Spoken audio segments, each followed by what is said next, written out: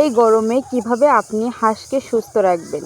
হাঁসকে সুস্থ রাখতে হলে অবশ্যই পরিষ্কার পরিচ্ছন্ন রাখতে হবে এবং সময় মতো পানি দিতে হবে বা খাবার দিতে হবে। পর্যাপ্ত পরিমাণ পানি এবং খাবার যদি ওরা না পায় তাহলে অবশ্যই ওরা কিন্তু অসুস্থ হয়ে পড়বে।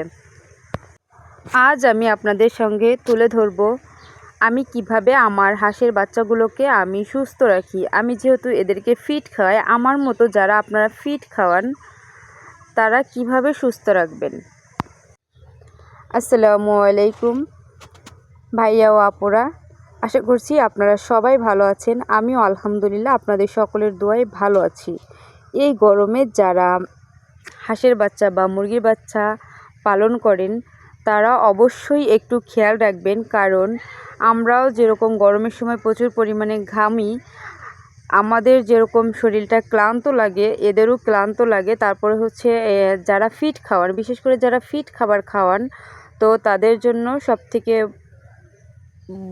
গুরুত্বপূর্ণ একটা কথা হচ্ছে আপনি যদি হাঁসেরে পর্যাপ্ত পরিমাণে খাবার না দেন বা পর্যাপ্ত পরিমাণে পানি না দেন বা চিকিৎসা না দেন, ওরা কিন্তু অবশ্যই অসুস্থ হয়ে পড়বে। তাই সবসময় চেষ্টা করবেন কিভাবে ওদেরকে সুস্থ রাখা যায় এবং সুন্দর দেখা যায়। সুস্থর সাথে সাথে কিন্তু সুন্দরেরও একটা বিষয় আছে। আপনি যদি সুন্দর এবং সুস্থ রাখতে চান তাহলে অবশ্যই ওদেরকে পরিষ্কার পাত্রে খাবার দিবেন এবং দিনে একবার হলেও অন্তত লবণ এবং লেবুর পানি দিবেন। আর তা যদি না হয় তাহলে আপনার হাতের কাছে থাকা যে স্যালাইনগুলো আছে হাঁসের জন্য বিশেষ করে, সেগুলোও আপনি খাওয়াইতে পারেন। আর যদি আপনি এই স্যালাইনগুলো না খাওয়াইতে পারেন তাহলে অবশ্যই আপনি লেবুর পানি দিবেন। এটা কিন্তু দিনে একবার হলেও দিবেন যদি আপনি হাঁসগুলোকে সুস্থ রাখতে চান।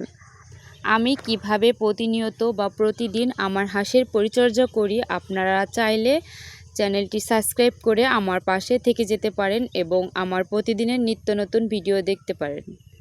আল্লাহ হাফেজ।